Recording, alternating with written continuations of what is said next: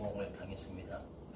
남유다는 당시 그 히스기야가 통치하고 있는 나라였고, 히스기야는 정말 하나님 앞에서 전심으로 하나님을 섬겼던, 종교 개혁을 이끌었던 그런 왕이었습니다. 그럼에도 아수르에 의해서 침공을 당했습니다.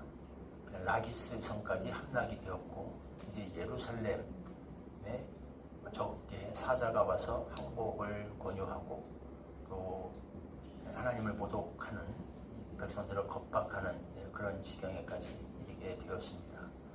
참 이해가 안 가죠. 어떻게 이런 일이 있을 수 있는가.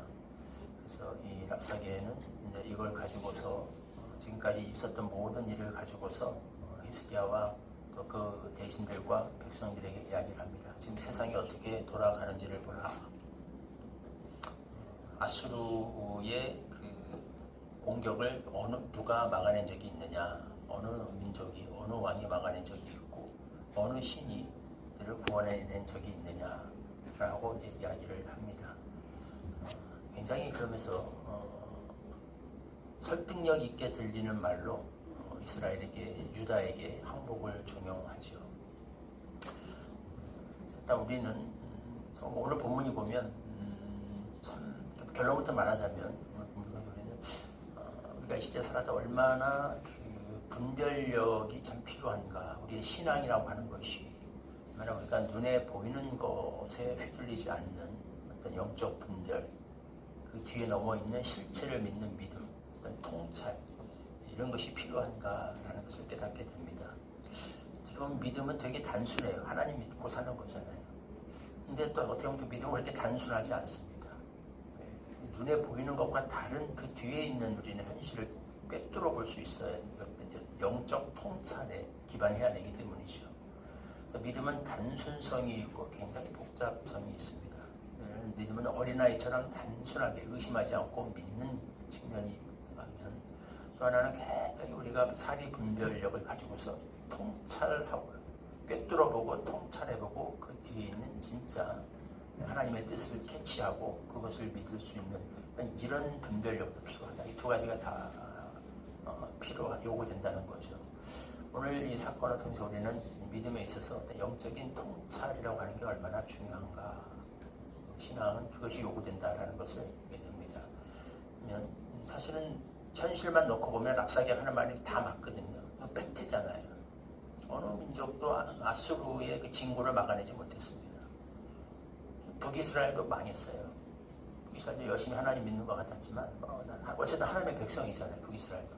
근데 북이스라엘도 다 초토화가 됐고 사마리아도 무너졌고 모든 민족이 다 그 앞에 무릎을 꿇었습니다.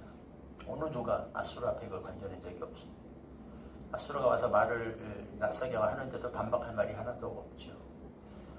근데 놀라운 것은 이것이 다 맞는 말인데 딱 하나가 틀렸죠. 이 모든 일이 일어난 것은 진짜 아수르가 강해서 그런 것이 아니라 그 뒤에 하나님이 이걸 허락하셨기 때문에 그렇다. 하나님께서 이런 일도 허락하실 수 있다. 이걸 우리는 알아야 되는 거죠. 그럼에도 불구하고 그 뒤에 하나님이 이 모든 일을 주관하고 계신다. 라는 이 통찰, 이 믿음, 이게 우리가 가져야 될 믿음이라는 겁니다. 심지어 히스기야는 하나님을 잘 믿었고 섬겼던 왕입니다. 열심히 하나님을 섬겼던 그 종교개혁을 이끌었던 왕이에요. 근데 그런 나라에도 이런 어려움과 환란이 닥쳐서 라기스가 무너졌습니다. 라기스는 예루살렘을 저지 방어하는 최고 방어선이에요. 그게 무너진 거예요. 그게 무너졌고 예루살렘의 포위가 이제 잠시 후면은 눈 깜짝한 사이에 18만 대군이 예루살렘을 공격하러 들어옵니다. 어떻게 이런 일이 일어날 수 있는가? 그럴 수도 있다라는 겁니다. 하나님의 역사 속에는 이런 일도 일어날 수 있다. 이 모든 일이 하나님이 하신 것이다.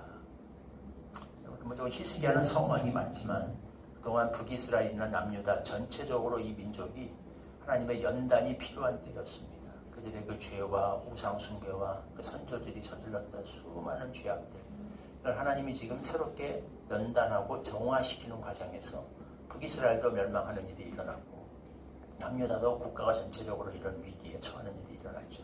오늘 랍사게 말 가운데도 그런 힌트가 나옵니다. 랍사게가 히스기야를 비방하면서 히스기야가 한 일을 봐라. 뭐 여호와 말은 그렇게 하는데 사실 히스기야가 전국에 있는 여호와의 산당들을 다 무너뜨리지 않았느냐, 다 회파하지 않았느냐, 하나님이 그의 말을 안 들을 거다, 이 말을 이렇게 하는데 이게 무슨 말입니까? 이거는 사실은 전국에 흩어져 있던 그 산당들, 그건 무너뜨리는 게 맞아요. 왜냐하면 말은 여호와를 섬기는 거지만 이게 다 하나님은 예루살렘에서만 섬기도록 하셨잖아요.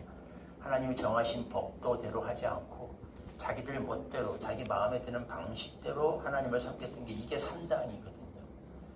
이게 사실은 참 백성들이 자신들은 하나님을 잘 섬긴다라고 믿었지만 하나님의 진노를 사게 된 큰 이유 중에 하나였죠. 하나님이 정하신 법도대로 믿지 않았어요. 정하신 법도대로 정하신 장소에서 그렇게 예배하지 않고 다 자기들 마음대로 자기 믿고 싶은 대로 자기 마음에 드는 하나님은 이런 분이야, 내가 믿는 하나님은 이런 분이야, 다 자기 멋대로 믿었단 말이죠. 히스기야가 그걸 다 깨부순 겁니다. 이 산당을 허물었다는 게. 뒤집어 말하면 북이스라엘도 그렇고 남유다도 그렇고 전국이 오랫동안 백성들이 다 그런 삶을 살아왔어요. 스스로는 하나님 섬긴다고 했지만 다 지 멋대로 자기 믿고 싶은 대로 자기 마음에 드는 하나님을 스스로 만들어가지고 그렇게 믿어왔다는 거죠. 사실은 성경과 상관없이. 그런 시대 속에서 지금 하나님이 북이스라엘을 이렇게 하셨고 남유다를 이렇게 하셔서 그들의 신앙을 재련하시고 소수의 남은 자들의 신앙을 새롭게 하시는 과정 속에서 이와 같은 일이 일어나게 된 거죠. 이 모든 게 아수르가 강대해서 아수르가 혹은 섬기는 신이 대단히 여호와보다 뛰어나서 그런 게 아니라 하나님이 이렇게 하신 겁니다. 하나님이 이렇게 허락하신 거예요. 그걸 믿을 수 있는 신앙은 이런 믿음이 필요하다는 겁니다. 그리고 우리 눈앞에 모든 현실이 막 잘 나가고 축복받고 부흥되고 성공하고 그러면 하나님 믿는 건 너무 쉽죠. 누구라도 그렇게 대세가 그런데 하나님을 믿는 게 너무 쉽죠. 지금은 하나님을 믿어야 잘 되는 시대. 그러니까 하나님 믿는 사람들이 다 잘 되더라. 다 형통하고 다 축복받고 다 성공하고. 이건 믿음이 아니라 그냥 합리적인 판단인 거예요. 눈에 그렇게 딱 보이는데. 그렇지 않은 시대에도 그럼에도 불구하고 하나님이 이 모든 일을 하신다라고 믿을 수 있는 이 믿음이 진짜 중요한 믿음이죠. 진짜 믿음인 것이죠. 믿음은 그런 요소가 있다 하는 겁니다. 또 하나는 우리가 신앙에서 가져야 되는 이 분별력을 보면 이 랍사게가 하는 말을 가만히 들어보면 참 대단합니다. 진짜 달변가예요. 달변가고 그의 말은 잘 들어보면 정말 소름 끼치게 설득력이 있어요. 무조건 그렇게 막 하나님을 비방하거나 대적하지 않거든요.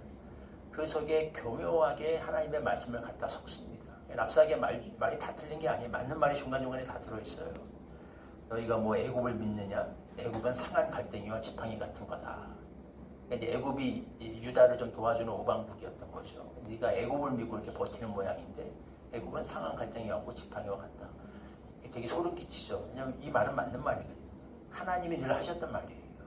애굽은 부러진 갈대다. 너희가 애굽을 의지하지 말라. 주변의 열방을 의지하지 말라. 연기나는 부직갱이 왔다. 애굽, 아수르, 주변에 이런 나라들은 상한 갈대 같고 부러진 지팡이고 연기나는 갈대 같다. 하나님이 늘 하시던 말씀입니다. 정확하게 맞는 말이죠. 다살에 맞는 말입니다. 이게 이제 마귀가 우리를 공격할 적에 보면 항상 성경과 정반대되는 전혀 엉뚱한 이야기만 가지고 공격하지 않죠. 진실과 거짓을 섞습니다. 그래서 이게 분별이 어려운 거예요. 그 말이 들을 때부터 처음부터 말도 안 되는 말이고 완전히 비성경적인 말만 한다면 우리가 쉽게 분별해낼 수 있는데 그렇지 않아요. 말을 들어보면 다 성경을 인용하고 있는 거, 심지어 성경 말씀을 인용하기도 하고 사리에 맞는 말 같기도 하고 다 이런 말이 뒤섞여 있단 말이죠. 그래서 분별이 참 어렵습니다. 그렇고 또 내가 이제 올라와서 너희를 공격하는, 함락시키는 게 이게 하나님의 뜻이 아니겠느냐. 이것도 어떻게 보면 맞는 말 같거든요. 실제로 하나님이 북이스라엘을 함락시키셨잖아요. 북이스라엘이 넘어진 거 이렇게 보면은 이거 하나님이 하신 일, 이때 보면 이게 또 굉장히 하나님이 하신 하나님의 주권을 강조하는 말 같고 또 우리가 더 놀라운 것은 나중에 실제로 남유다가 바벨론의 침공을 받을 적에는 하나님이 예레미야 선지자를 통해서 말씀하셨습니다. 바벨론에게 항복하는 것이 하나님의 뜻이다. 바벨론과 싸우지 말라. 바벨론에게 항복하는 것이 하나님. 실제로 나중에 에레미야 선지자를 통해서 이런 말씀을 하기도 하셔요. 참 어렵죠. 그러니까 어떨 때는 이럴 수도 있다는 겁니다. 근데 지금은 그렇지 않습니다. 지금은 하나님께서 히스기야를 통해서 이 아수르에게 항복하지 말고 북이스라엘은 함락되는 것이 하나님의 뜻이었지만 남유다는 아수르에 맞서는 것이 이게 하나님의 뜻이었습니다. 그러니까 어느 때 우리가 이걸 받아들여야 되고 어느 때 맞서 싸워야 되는가, 무엇과 어느 때는 싸워야 되고 어느 때는 물러나야 되는가, 어느 때는 버텨야 되고 어느 때는 물러서야 되는가. 신앙은 이렇게 단순하지 않아요. 믿음은 항상 싸우는 거다. 아니에요. 어떨 때는 싸워야 되고 어떨 때는 물러나야 됩니다. 이런 일이 굉장히 많습니다. 뭐 여기가 처음이 아니에요. 이스라엘 백성들이 가데스 바네아에서 약속의 땅으로 들어갈 적에 처음에 하나님이 믿음으로 들어가라 그랬어요. 두려워하지 말고 겁내지 말고 약속의 땅을 취하라. 거기서 이스라엘 백성들을 막 두령들이 보고 와가지고 안 된다. 우리 싸움 우리 진다. 저들은 거인이고 우리는 메뚜기 같다. 막 이럴 때 하나님이 분노하셨습니다. 나가서 싸워야 되는데 믿음으로 싸워야 되는데 싸워야 될 때 싸우지 못하고 뒤로 물러가는 분노하셨죠. 그 다음에 그들이 나가서 싸우겠다고 할 때 하나님이 싸우지 말라고 그랬어요. 하나님의 뜻은 1세대는 들어가지 못하리라. 40년간 광야에서 너희는 연단의 시간을 거쳐야 된다. 라고 말씀하셨어요. 그러니까 또 갑자기 부랴부랴 기쁘고 치면서 잘못했습니다. 우리가 이제 싸우겠다. 믿음으로 우리는 올라가서 싸우겠다. 하나님이 싸우지 말라고 그랬어요. 나는 너희와 함께하지 않겠다. 그때는 40년을 광야의 기간을 지내는 게 하나님의 뜻이었기 때문에. 근데 그거 무시하고 우리가 이제라도 믿음으로 올라가면 하나님 당연히 함께 하시겠지. 그리고 올라갔다가 참패를 하고 아라드에서 전멸을 했죠. 이스라엘 1세대가 겪었던 비극입니다. 그러니까 이처럼 상황이 이렇게 단순하지 않아요. 그때 하나님의 뜻이 어디에 있는지 이걸 분별하고 거기에 순종하는 이 분별력이 대단히 중요하다는 겁니다. 나중에 보면 남유다가 멸망할 때 보면 그게 안 되죠. 그 특징 중에 하나가 온갖 거짓 선지자들이 나타나서 이게 그럴싸한 말로 사람들을 미혹하고 현혹하고 백성 다 거기에 휘둘리고 왕도 휘둘리고. 오늘 본문에 보면 이게 다르죠. 이 말 속에서 온 백성이 다 잠잠합니다. 한 마음 한 뜻으로 히스기야의 명령을 따라요. 대꾸하지 않고 맞서지 않고 히스기야도 말대꾸하지 않고 옷을 찢고 하나님 앞에 나가서 기도합니다. 하나님의 뜻이 어디에 있는가? 이 다르죠. 그래서 그러니까 사실은 이때는 싸울 수 있는 거예요. 이때는 하나님이 싸우러 가실 수 있는 게 모두 지금 히스기야와 유다 백성들이 이런 준비가 되어 있어요. 잠잠하고 하나님의 음성이 하나님의 뜻이 어디에 있는가? 이런 말들에 휘둘리지 않고 고집 부리지 않고 상황만 보고 판단하지 아니하고 정말 이 속에 하나님의 뜻이 어디에 있는가를 잠잠히 모두가 한 마음으로 히스기야를 중심으로 다 하나가 되어서 정말 하나님의 음성과 뜻을 듣고자 이렇게 신앙적으로 준비된 모습. 그러니까 북이스라엘과 다른 거예요. 북이스라엘은 무너지는 게 하나님의 뜻이었지만 남유다는 여기서 등이 거슬러서 아수르와 맞서는 게 하나님의 뜻이라는 게 이런 간접적인 정황 속에서 우리가 볼 수 있게 되는 거죠. 중요한 것은 이 남유다의 모습. 이들이 이렇게 할 수 있었던 게 이들에게 정말 그런 지혜와 통찰력을 가질 수 있는 받을 만한 그런 자세가 되어 있습니다. 거짓 선지자의 말에 휘둘리지 않고 단순히 설득력 있어 보이는 논리적인 말에도 휘둘리지 아니하고 자기 고집대로 하면 돼, 믿음으로 하면 다 이런 거야.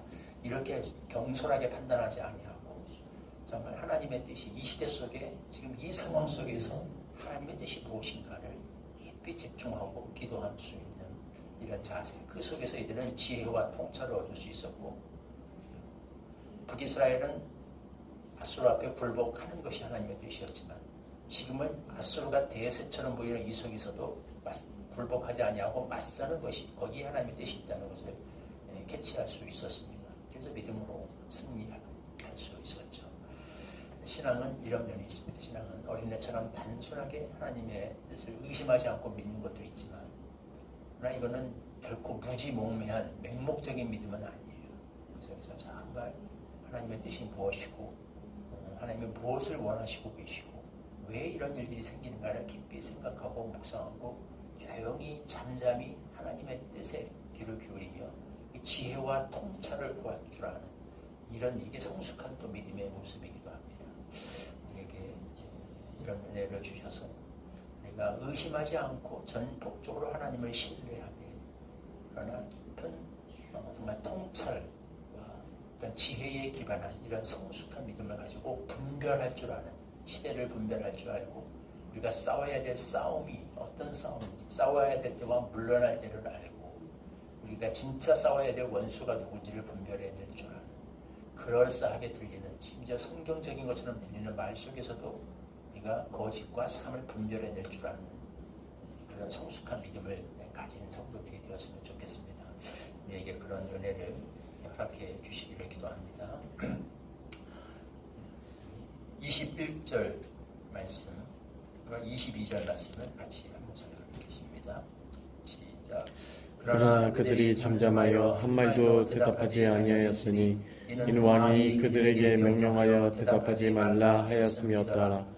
그때 hilki야의 아들 왕궁 맡은 자 엘리야김과 서기관 템나와 아삽의 아들 사관 요아가 자기의 옷을 찢고 히스기야에게 나가서 랍사게의 말을 그에게 전하니라.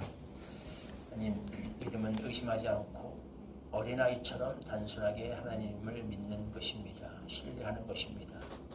그러나 동시에 믿음은 무지하고 맹목적인 믿음이 아니라 하나님의 뜻이 무엇인지를 분별하고 시대를 통찰하며 성경적 지혜를 가지고 하나님의 뜻을 쫓아가는 것입니다. 분별하는 것입니다. 우리에게 이와 같은 믿음을 주옵소서. 어린애처럼 하나님을 믿되 맹목적으로 믿지 아니하고 이 시대 속에 하나님의 뜻이 무엇이며 하나님이 원하시는 것이 무엇인지를 분별할 줄 알아서 싸워야 될 때와 물러서야 될 때를 분별할 줄 알며 받아들여야 할 것과 맞서야 할 것이 무엇인지를 알며 지금이 어느 때이고 지금 하나님은 어떤 일을 이루고 계신지를 깨닫고 꿰뚫어보고 그것을 분별하며 그 뜻에 쫓아서 순종하여 나아갈 줄 아는 그런 성숙한 믿음을 가질 수 있게 하여 주옵소서. 예수님의 이름으로 기도하옵나이다. 아멘. 찬송가 413장 1절 부르시고 주님 가르쳐 주신 기도로 함께 기도하겠습니다.